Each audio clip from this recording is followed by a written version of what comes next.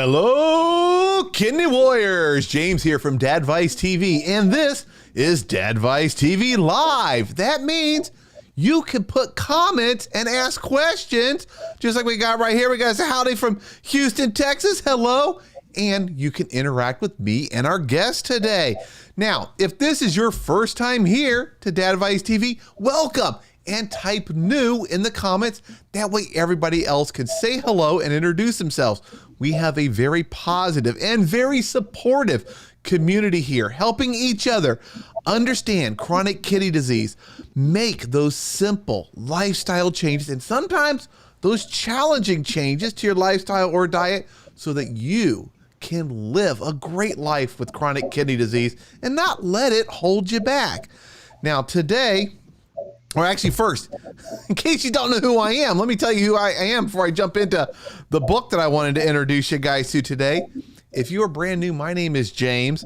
I am not a doctor. A lot of people think I am because they've watched so many of my videos, but I am not. I am a kidney patient, just like you. Now, almost 2 years ago, I got really sick and it was bad. I collapsed and had to go to the emergency room where I spent a week in the ICU. And that's where I discovered kidney disease. I had it, no clue. And I didn't just have it, I had kidney failure. Now, while I was in the ICU, lots of doctors worked with me and they got my GFR up to 13 and stable. Now, I know some of you are thinking like, holy cow, 13, that's really low. It was. I had a lot of symptoms, anemia, that metallic taste. Oh, anything you can think about that comes with chronic kidney disease, I had it. Now, the doctors told me, James, you have to go on dialysis and you need to get on a transplant list. If you don't, things are not going to look good for you. As a matter of fact, in 45 days, your wife's going to be picking out your casket. And that scared the heck out of me. Now, I did not go on dialysis. I made a deal with my doctor. I was going to try my best at diet and lifestyle changes to get better. And I would take labs every single day. And if my GFR dropped back down to 10, I would go on dialysis. Well, I worked with renal dietitians. I worked by primary care physician, all sorts of other doctors. I made simple lifestyle changes. And I saw incremental improvement, which then excited me. And I made more changes and I got better and better. I made it to stage 4. I went all the way through stage 4 and made it to stage 3. But more importantly, because I really don't care about the stages, they really don't mean that much to me, I got rid of every single symptom. Today, tons of energy. I feel great. I don't suffer a single symptom. Kidney disease is not holding me back. So that's who I am. In case you didn't know who I was, now you know. Not a doctor, I'm a patient who kicked kidney disease to the curb. Now, let's get to today's topic, because our guest is there waiting. And I know he's thinking, boy, James, you talk a lot. That's a long monologue. I see him smiling on the screen. Now, as kidney patients, we're always looking for information. I appreciate having all of you guys here listening to the guests that come on Dadvice TV to get more information. But I'm sure almost all of you out there have done what I've done. You've gone to the bookstore. There's nothing at your local bookstore. So you go online to like Amazon and you find books about kidney disease. And I've bought practically every single one of them. Now, the latest book that I got, it's brand new, Learn the Facts of Kidney Disease by Dr. Steven Rosansky. We're going to call him Dr. Ro. And we'll introduce him in just a moment because he's here with us. This is a different book. And you guys can see it's all bent up from where I've marked pages that have great information on them.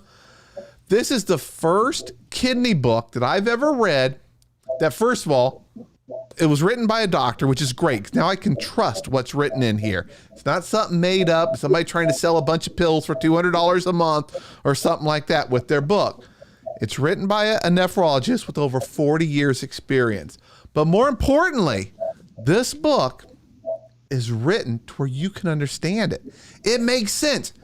It's not written in a doctor language or a lawyer language or anything complicated like that.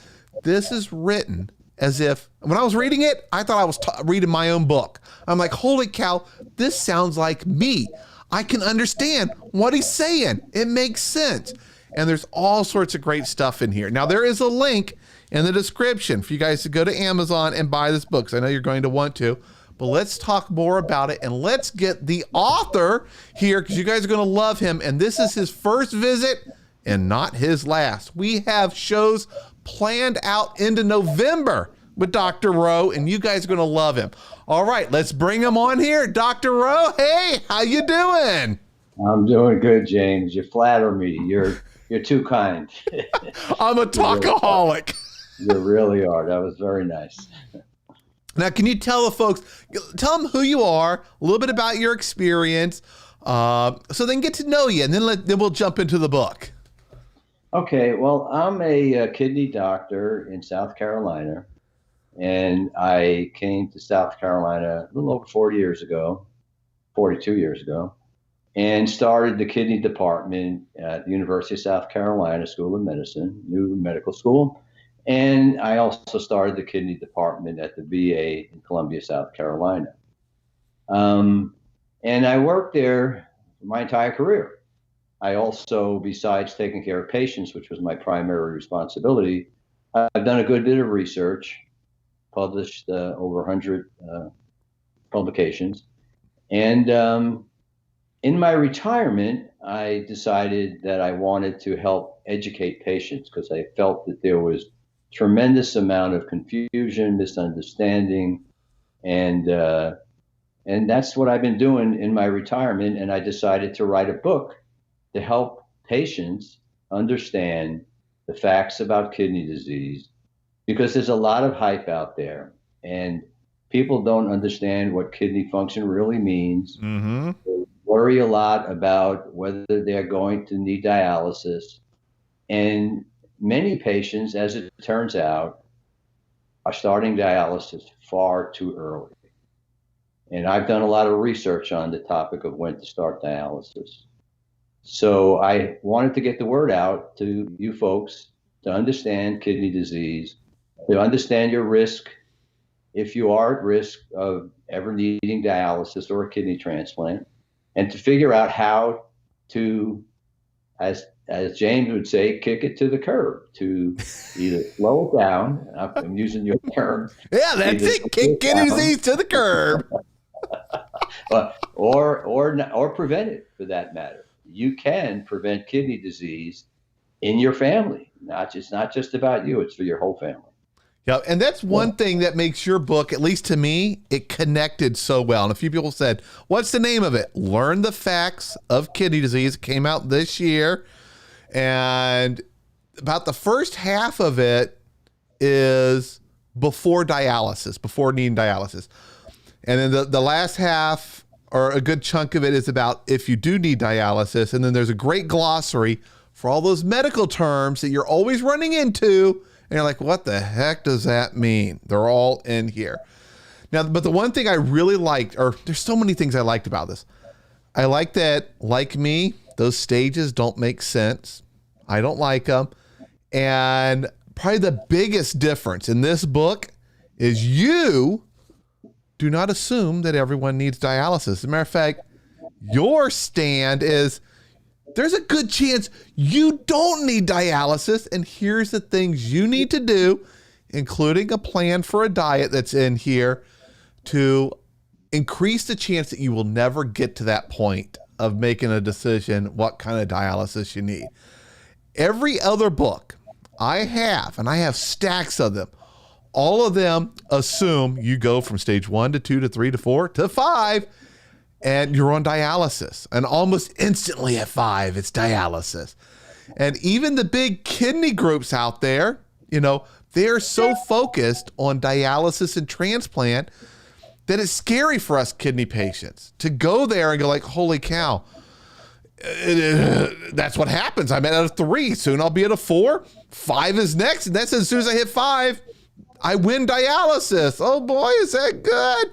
But your book's different. You talk about not needing dialysis, what you can do.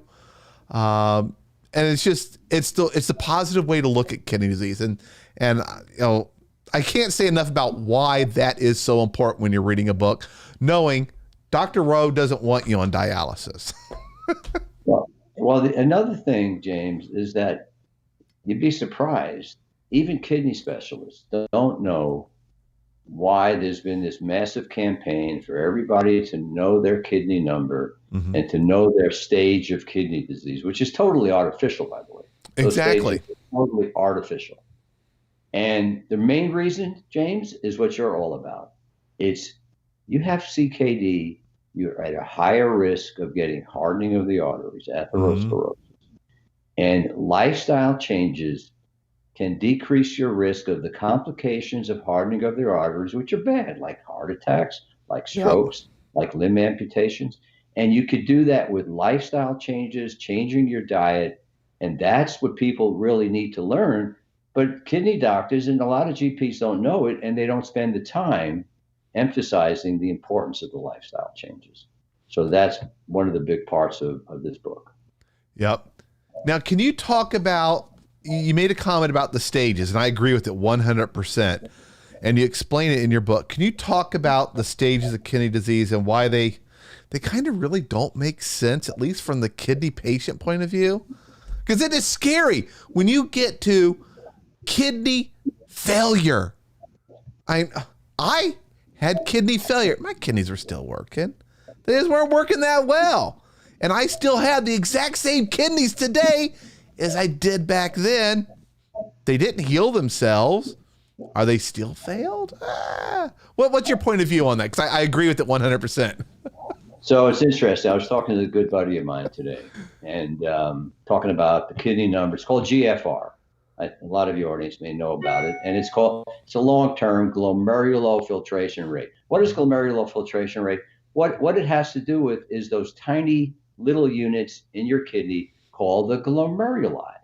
And the glomeruli, each one of them is filtering. So the total of all the filtering of all those tiny little glomeruli is your glomerular filtration rate.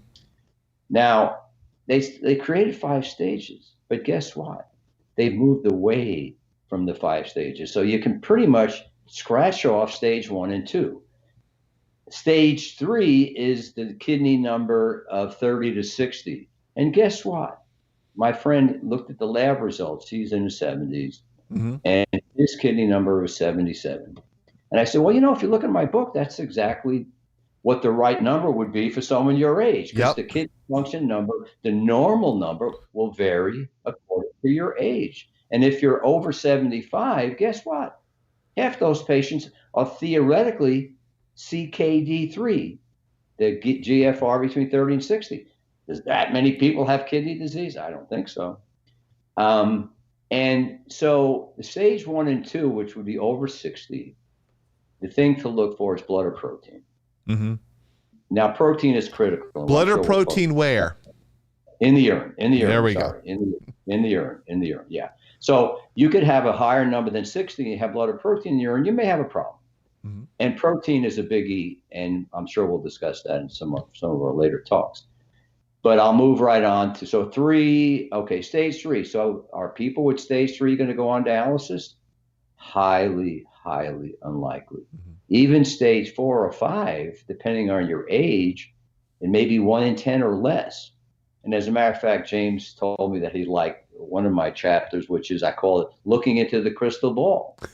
It could help you working with your doctor. There's ways to actually predict the likelihood that you will need dialysis. And so stage 3 is 30 to 60, stage 4 is 15 to 30. Then we get into the big stage 5 kidney failure, which is 15 or less. No, it is not kidney failure. It is not go to dialysis or die. Absolutely not. Many, many patients can live many years, even in stage 5, certainly in stage 4, without ever having to go on dialysis.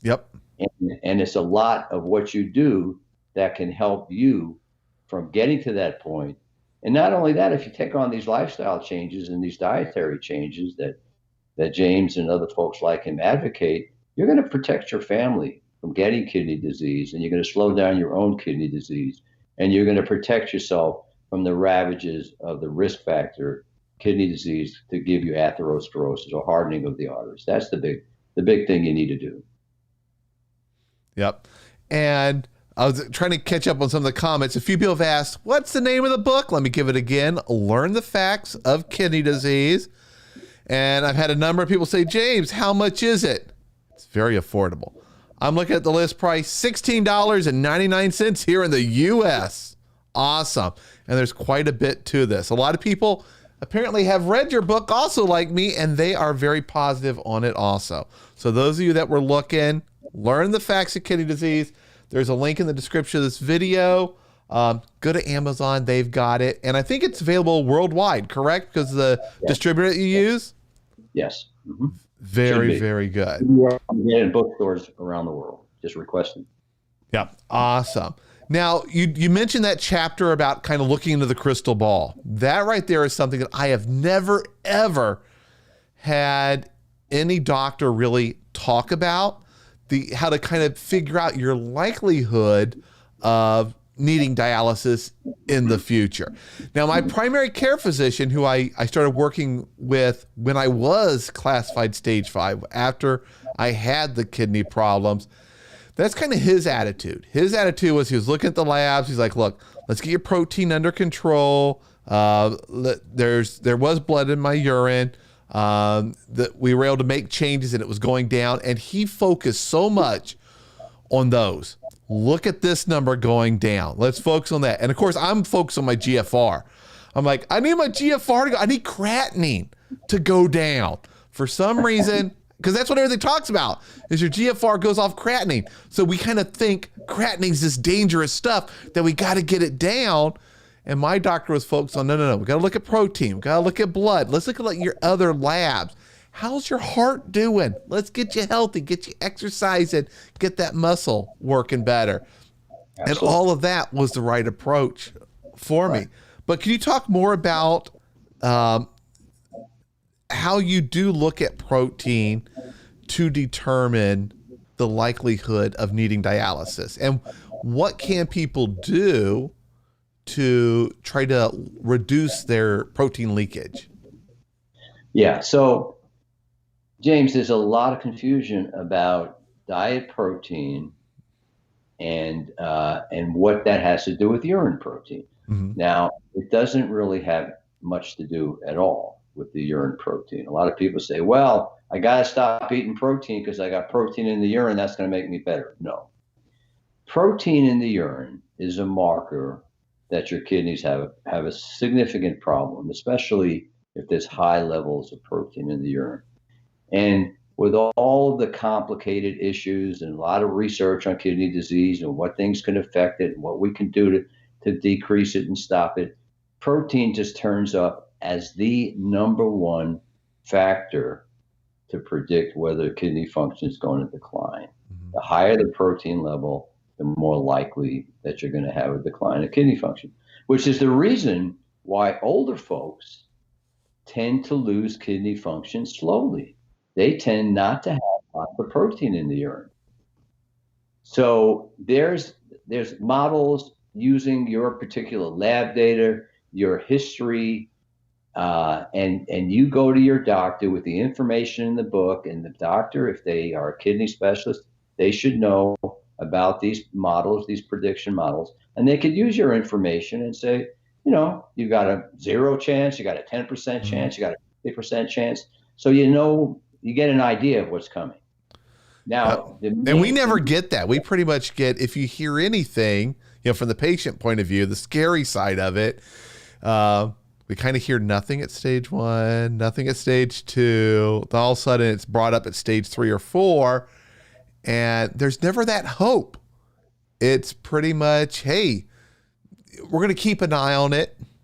And at some point you're going to need dialysis. It's almost like a given from the doctors.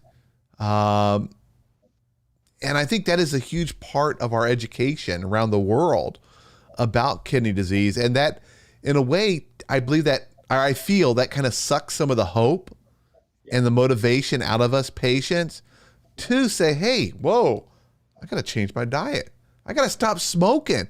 I got to give up drinking. I got to start exercising. I'm obese. My heart's not doing well. I just wanted to throw that in there. Oh, you're absolutely right, James. You're absolutely right.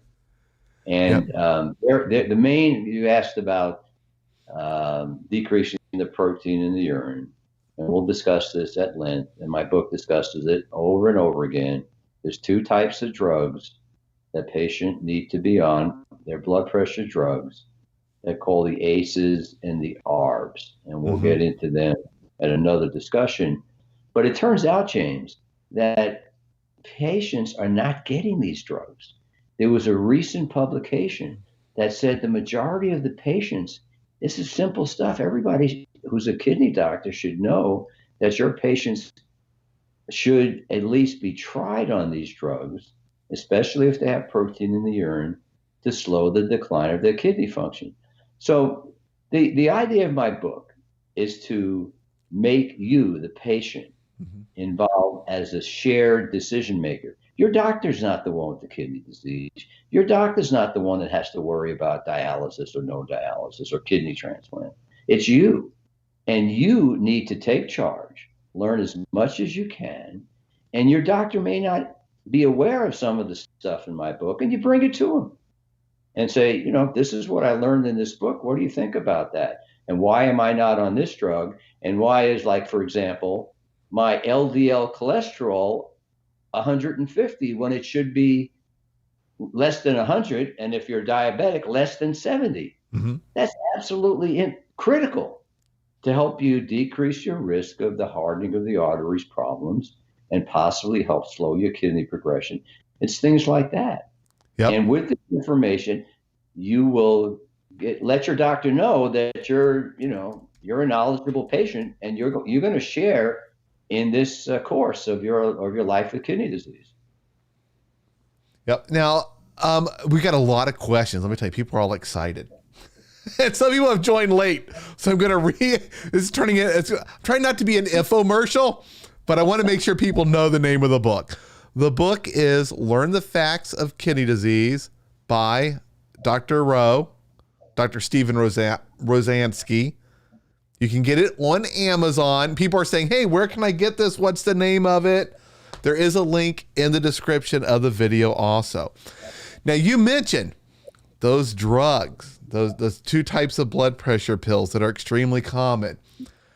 I think people would be shocked, and so was I. I am not on those. Can you believe that? And I actually talked to my doctor on a virtual conversation. I said, hey, doc, my primary care physician, I said, should I be on those? And he was like, yeah, I think we should. My nephrologist, she left the hospital when COVID started to be with her family, which is closer to you. They're over in South Carolina or North Carolina over there.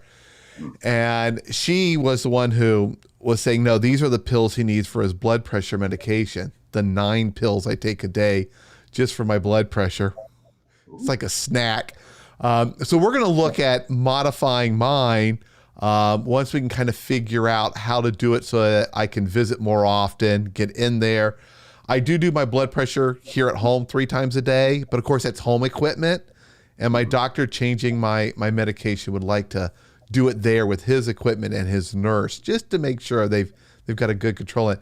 But that was one of the things I learned just fairly recently, the importance of those, the ACE inhibitors and the stands or statins, whatever they're called. I call them ARBs, the ARBs. So I asked about those.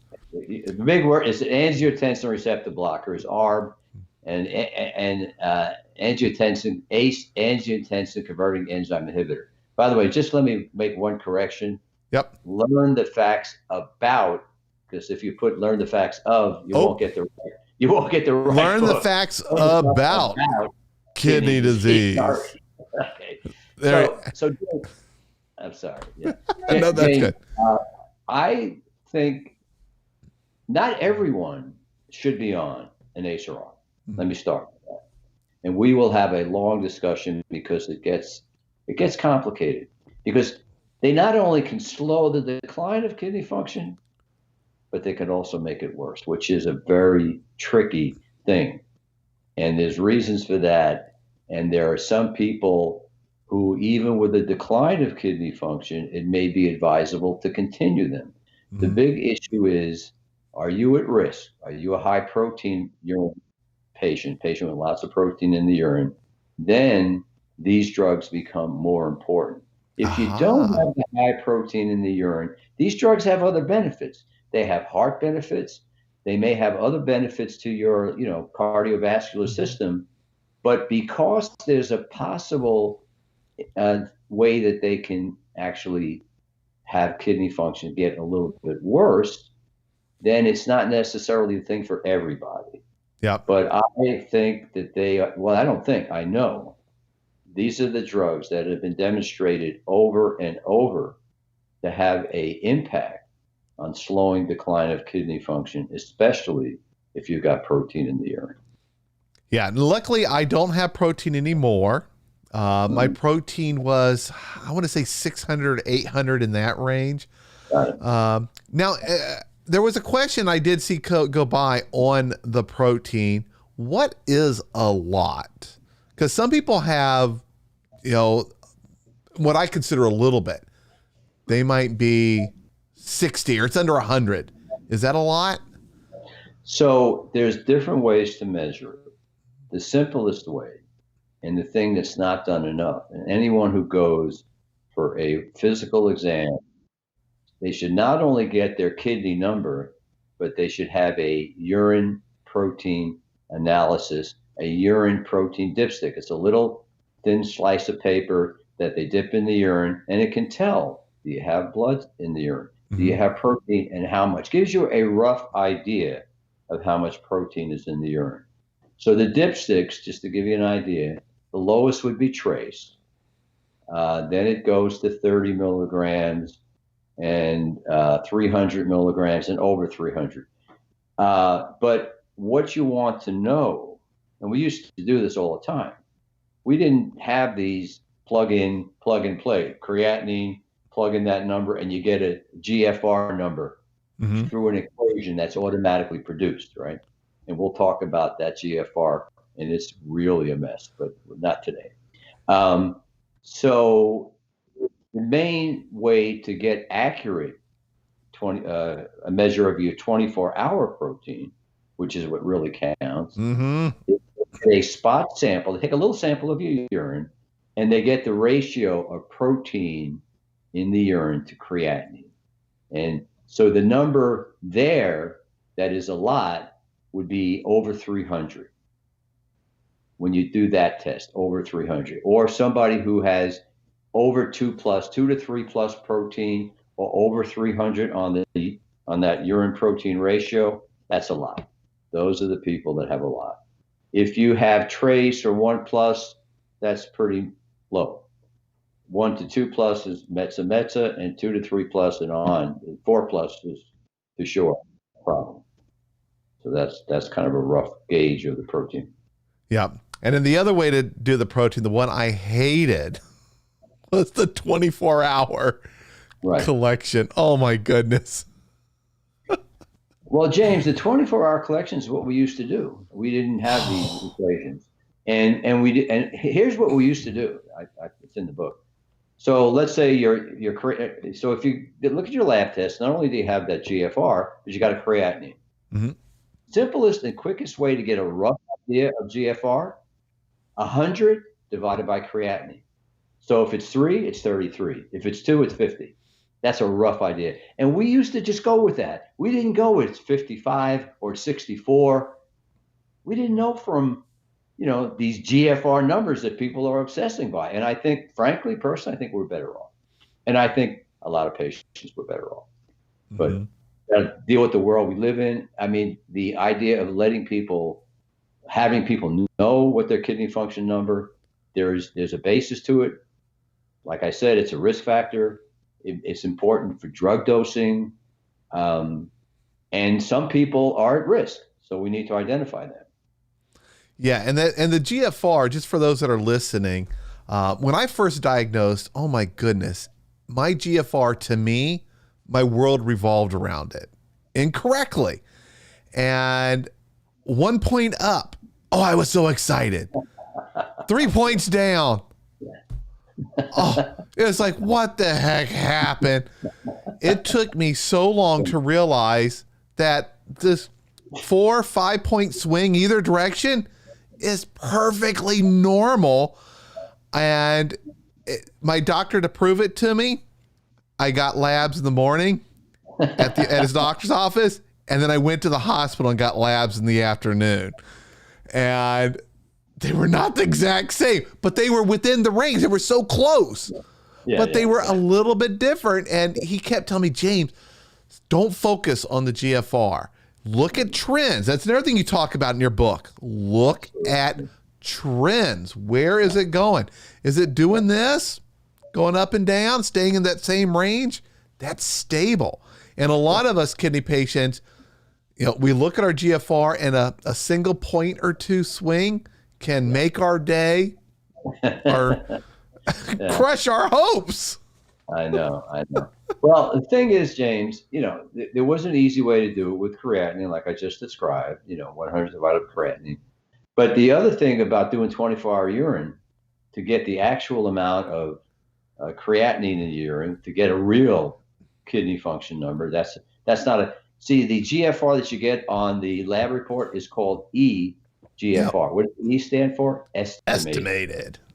Estimated by depends on, you plug in your creatinine and you just get a number out. And there's different numbers depending on age and race and so forth. But the actual GFR would be 24-hour urine. So why don't we have everybody do 24-hour urine? You could probably tell me the answer. Because I've done it before. That's why.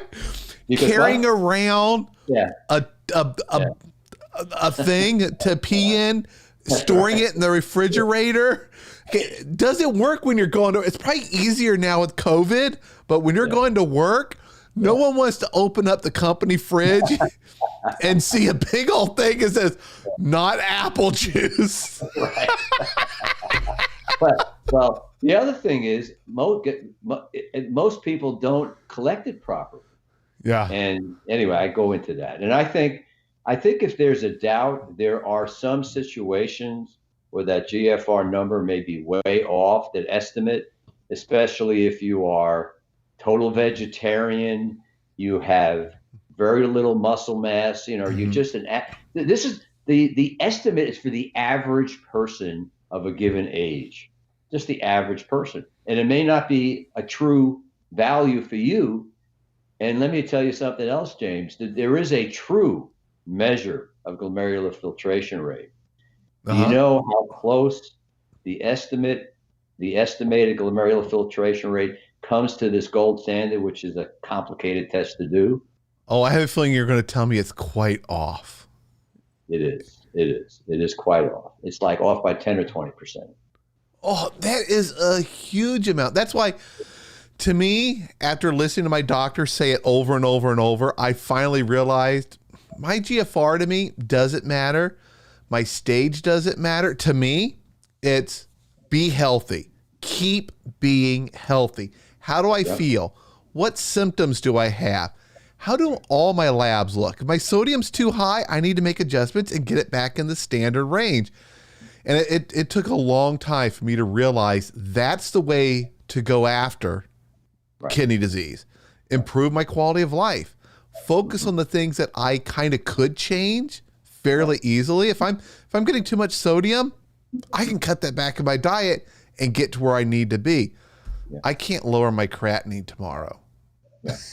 And if you get on the internet, they say, we've got this thing that's going to lower your creatinine.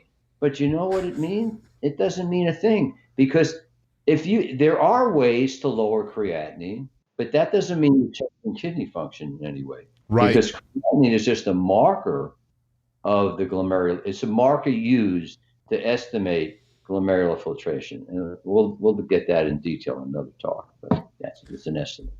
Yeah, and we had Natalie. I love you, Natty. You are awesome. And I just gave her a nickname, Natty.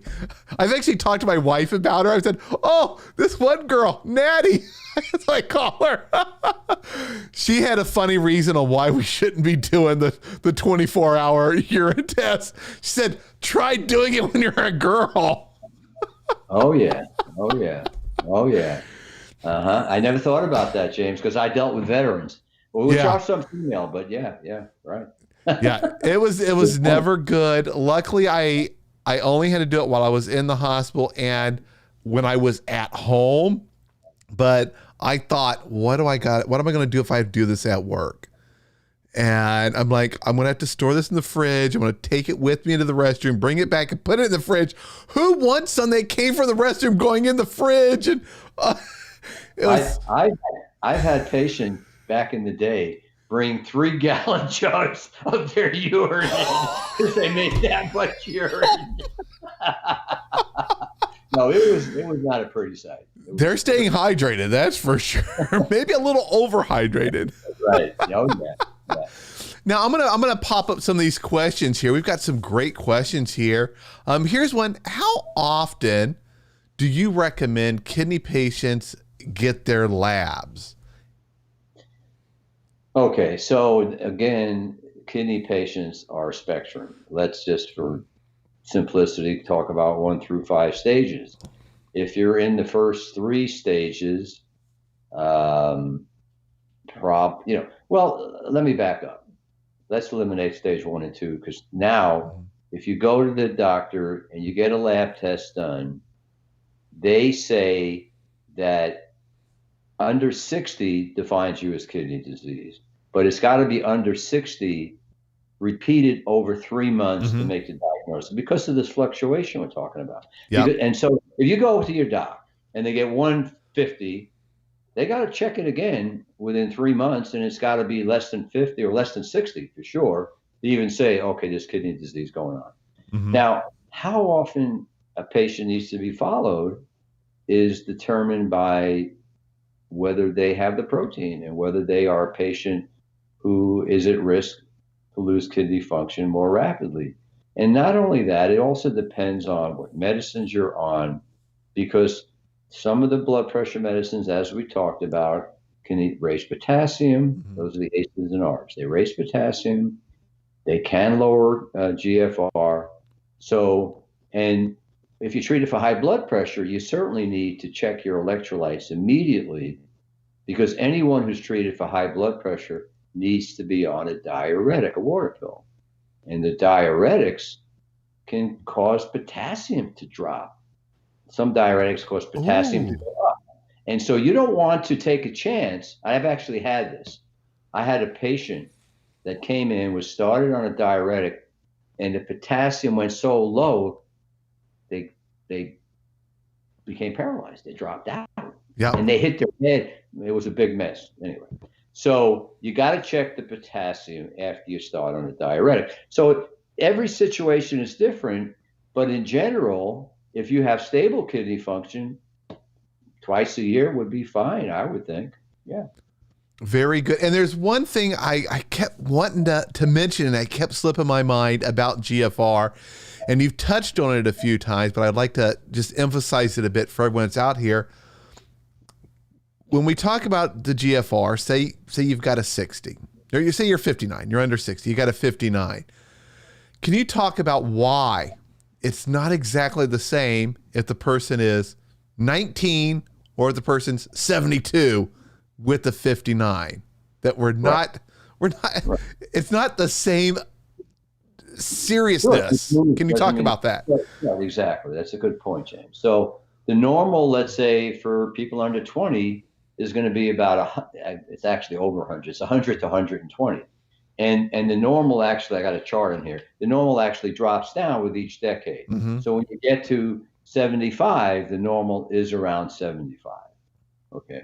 And there's been a massive debate, James, about, does this mean older folks, everybody with older, let's say even over 60, 25% of people over 60 are going to have that. Do they all have kidney disease? It's widely and wildly debated. I'm in the camp that I don't think it's something that people are scared about, to get people worried about. It's certainly worth following. Whether you follow it once a year or twice a year, it's worth following. But it's not something to label a patient and say, oh boy, kidney disease, you better worry about the kidney machine or so forth. Yeah, and that's one of the reasons why I just didn't like the stages. They're based on the GFR, and they don't take into account age. Right. And if you're and I get these emails from people, someone 84 years old, this is just this week, and their GFR was 60, and they used the phrase, "I feel like it's a death sentence." I shouldn't laugh, James. I shouldn't laugh at all. But that is kind of how, as kidney patients, we see it that way because we don't know. We go online and we're like, uh-oh. We go to the big kidney groups, and they're like, okay, yeah, you are now stage 3. Next is 4. And what do you do at stage 4? Prepare for dialysis. You are one stage from dialysis is the way it looks. So it does feel like a death sentence, but it really isn't. No, not at all. Not at all, James. Yeah. Not at all. And James, so in my book, I talk about a international kidney organization that I've been part of. Mm-hmm. It's called KDIGO. Yep.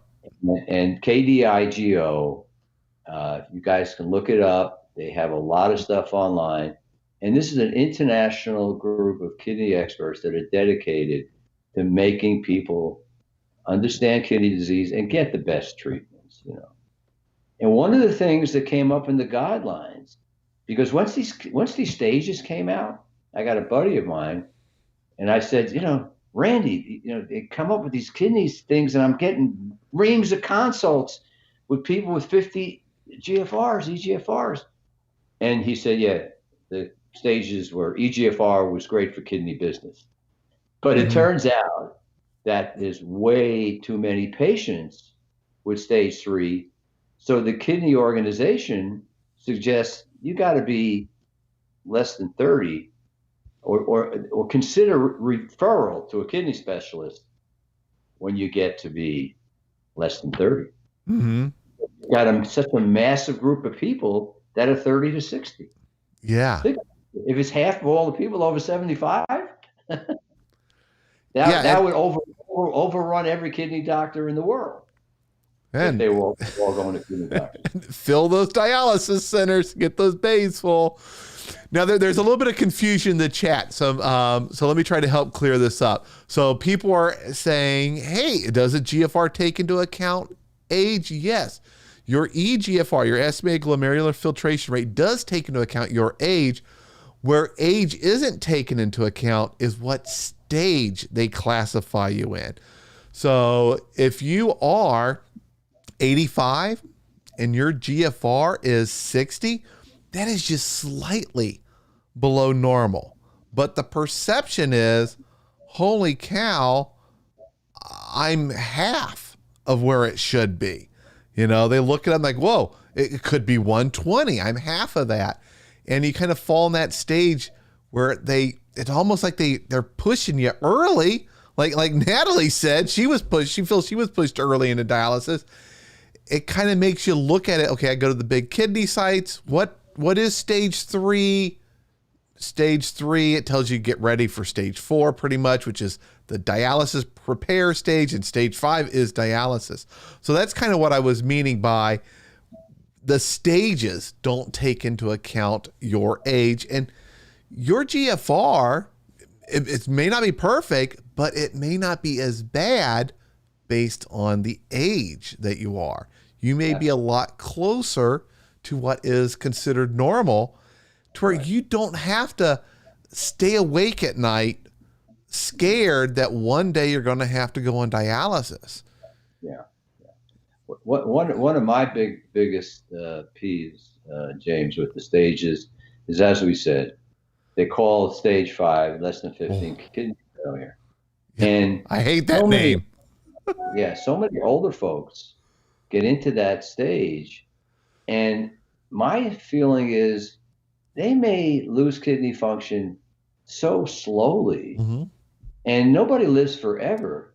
And the likelihood is, if you leave these poor folks alone, they could live a nice life off a kidney machine, not having all the surgeries to be on the machine. Oh, yeah. And, die of some other cause, a natural cause, not kidney failure.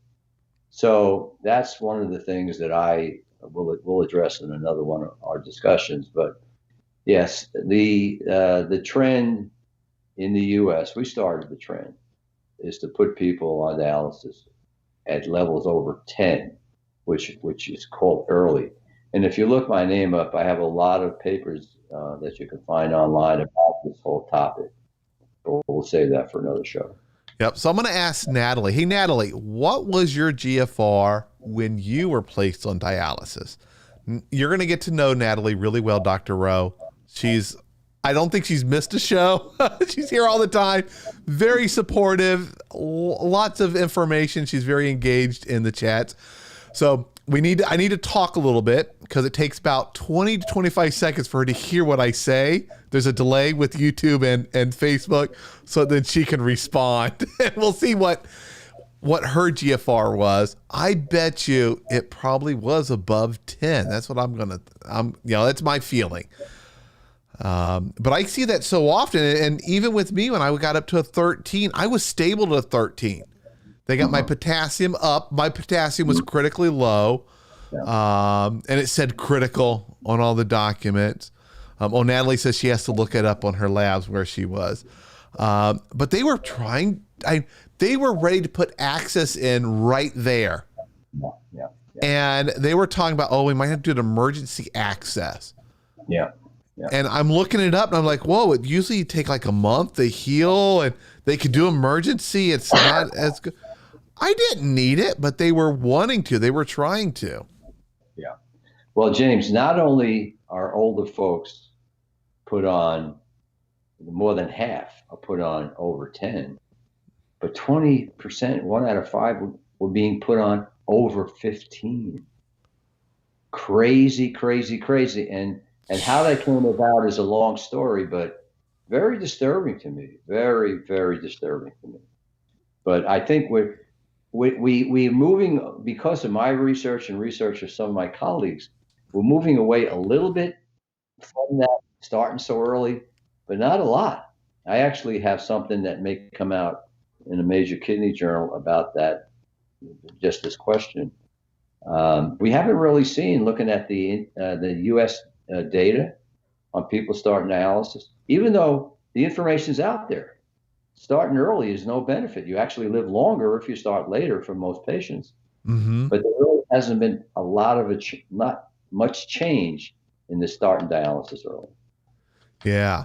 Now let's talk a little bit more about your book, because we're coming up closer to the top of the hour, and I want to make sure people get a great idea.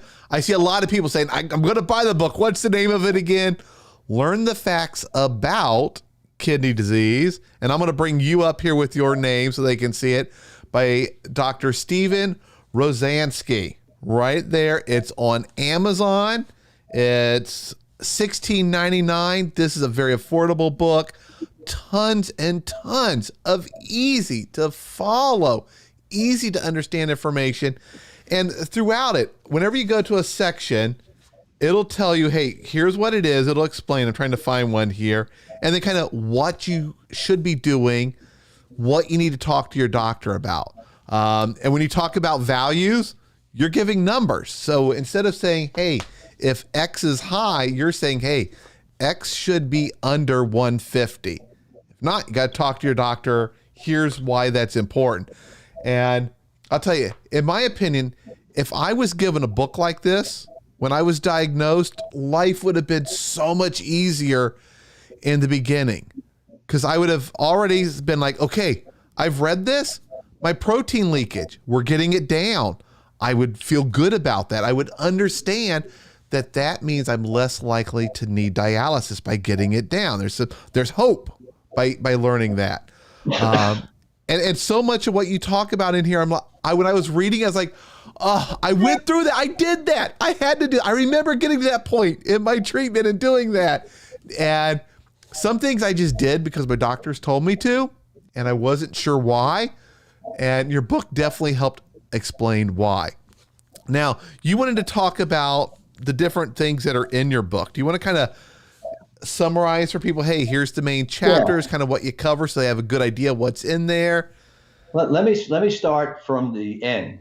So one of the things I did with this book is, I don't know if any of you are old enough to know about Cliff Notes or if they're still out there. So if you take a course and they have a book you got to read, most people don't read the books, they read the Cliff Notes, the abridged version of it. Yep. So they can take the test and hopefully pass the test. Well, I've got the last chapter is called Dr. Rose Pearls of Wisdom. And it's funny because, there's a colleague of mine, he's an emeritus professor, very stuffy sort of guy, but he thought that was great that I put this Pearls of Wisdom, which is a summary of all the chapters, so you could go to the Cliff Notes, get the summary, and then go back and go into whatever chapter you want to learn in detail. So actually, James, 2/3 of the book is for everybody. Mm-hmm. It's the last third is for people that face the decision. Yep. And I get into a lot of detail about preparing you for the decision of dialysis or transplant. So the first part is the kidney function, the anatomy, and all the things that you need to do. A lot of stuff that James has talked about on his show to decrease your risk of arteriosclerosis, hardening of the arteries. I have what I call the SMART diet for kidney disease.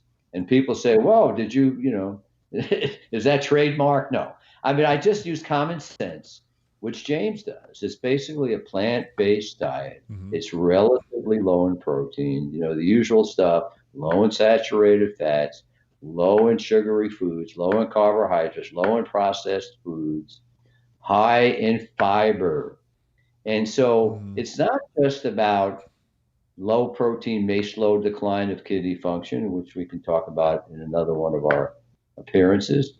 But there's other things. You're decreasing your own risk of worsening hardening of the arteries, which can make your kidneys worse, make your heart worse, make your blood vessels worse.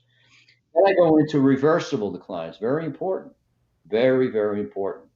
People sometimes go on dialysis with a reversible decline of kidney function.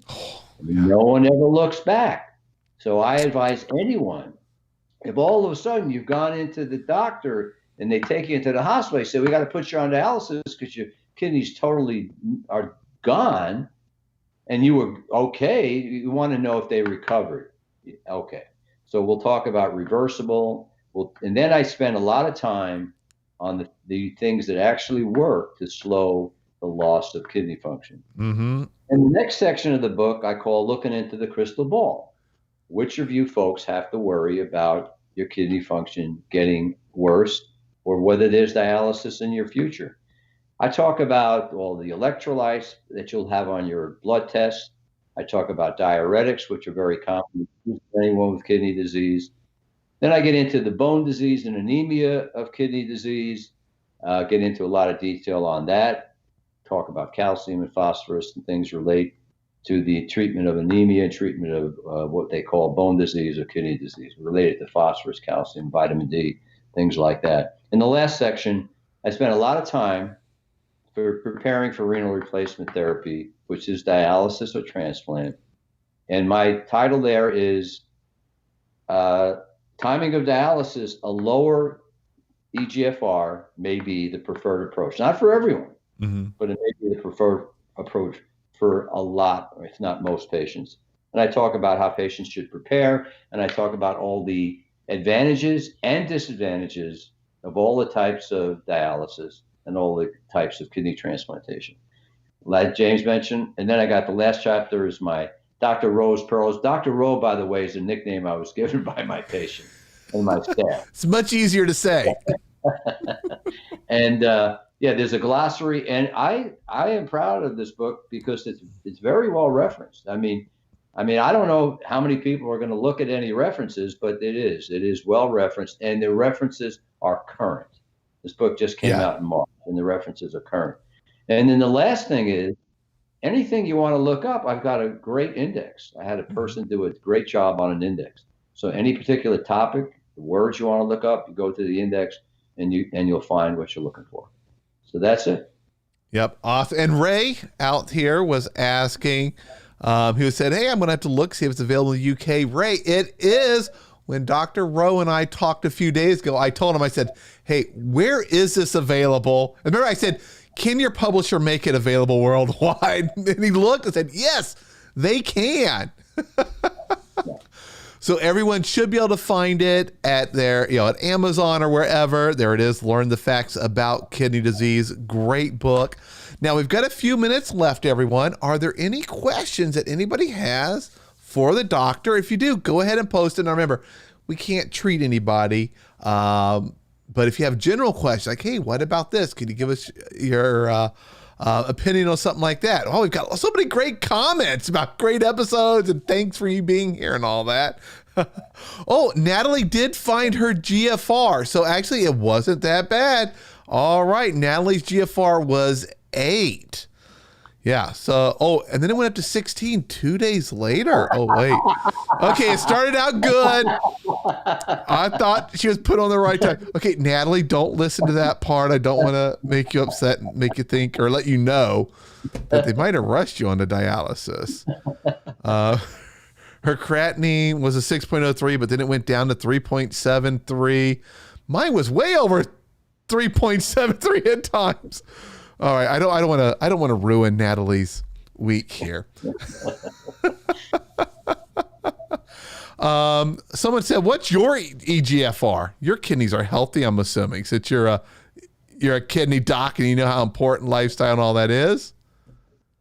Well, just to tell you how little I think of GFR, I know I've got it and I know it was normal, but I don't care what the number is. I mean, the number is not less than 60. I can tell you that. Yep. And someone asked, is feeling good overall a sign of good kidney health? What's your answer to that? I think that kidney disease is called the silent killer. Mm-hmm. And it's called that for a good reason. There are patients who wind up having very little kidney function, and I've had some of them in my career, and they didn't know they had kidney failure. And they wound up having terribly low blood counts and all kinds of other things going on. So I think a lot of the problems that kidney patients face, some of it can be due to advancing kidney disease, but a lot of it could be related to sometimes the medications patients are taking. Mm-hmm. Sometimes their blood pressure could be too low, which can often cause symptoms. And that could be even more dangerous for some patients than even high blood pressure. Low blood pressure can make your kidneys worse, can make you have decreased blood flow to your heart, can bring on problems with heart attacks and strokes. So it's very important for kidney patients, most of whom have high blood pressure, to not let your blood pressure get too high or too low. So the symptoms of kidney disease are often related to these secondary things like hypertension, treatment of kidney disease, and you may have changes in your electrolytes from diuretics. Those are the common things that kidney patients face. Yep. And when I was having kidney problems, I ignored all the symptoms, even some of the bad ones, because I really didn't know just how bad they were. So I would say, I chalked things up to age. I was like, yeah, I'm not feeling too good. I'm getting tired easier. I think it's just age. And then, boom, it hit me like a brick wall. And it happened so suddenly, I was certain I had food poisoning. That's what it was. It was the last meal I ate. I got food poisoning. That's why I'm now sick, why I can't sleep, the headaches, all the other problems. Food poisoning. So I went to my doctor, told him I had food poisoning. We worked on it. The next day, he told me I'd feel better. I did not. Went and saw him. He did some other stuff. Says, if you don't feel better tomorrow, you let me know first thing in the morning, because then it's something really serious. That next day I told him, Doc, I don't feel good. I still feel the same. And he said, there's something wrong. You got to go get your labs. I felt pretty good a month before. Yeah. I had tiny symptoms. I ignored them. So I encourage everybody, talk to your doctor if you have any symptoms. And everyone here, they know that because they've already been diagnosed. So feeling good, and to kind of give my 2 cents on that, it's great to feel good. I feel great right now, but that doesn't always mean your kidneys are getting better. You just may have less of certain symptoms. So it's good to keep an eye on those labs and everything else. Now, we are at the top of the hour. So we have so many comments here. People love having Dr. Rowe here.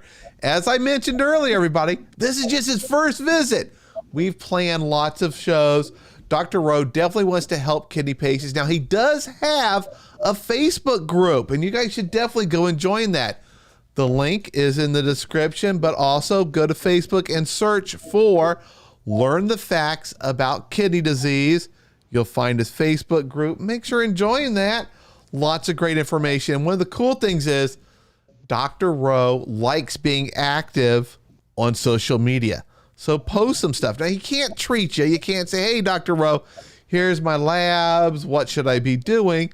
But you guys can ask general questions, get some help. What does this mean? He loves interacting, and you guys are going to see him a lot more on here. So I want to thank everybody for being here tonight. If you haven't done so already, make sure, go to YouTube, click that subscribe button. Let me get that little up there, that icon. Boom. There we go. We are almost up to 100,000 subscribers, which I never thought I could have done that. Just me sitting here in my office talking about kidney disease. But that is great because our community is growing and getting stronger. All right, everybody. Thank you so much. And I will see you next week in the next video. And we got another surprise guest next week. So today we got someone new. You got Dr. Rowe. Next week, we're going to have someone whose first time on a live show, another renal dietitian. And I have a third renal dietitian. She'll be here on October 10th, I believe it is. We're going to start doing some cooking videos, making up recipes, and I'm going to show you guys something that I discovered that's kidney friendly that you can order to add more variety to your recipes and start having a lot more flavor and some delicious snacks that I found that are made for kidney patients. All right, everybody, thank you so much, and I'll see you next week in the next video.